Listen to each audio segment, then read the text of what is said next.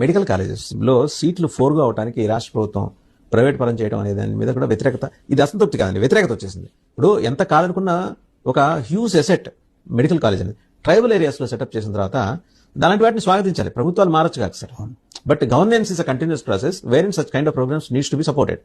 అది జరగకపోవటాన్ని ఎండగట్టారు ఈ సర్వేలో జనం. ఖచ్చితంగా 100% తప్పు.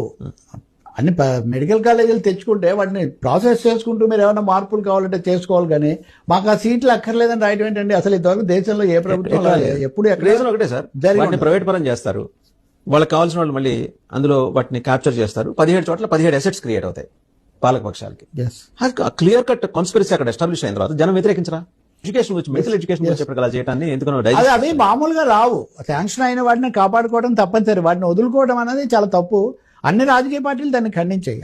దాదాపు దాని మీద చాలా ఎక్కువ వ్యతిరేకత వచ్చింది.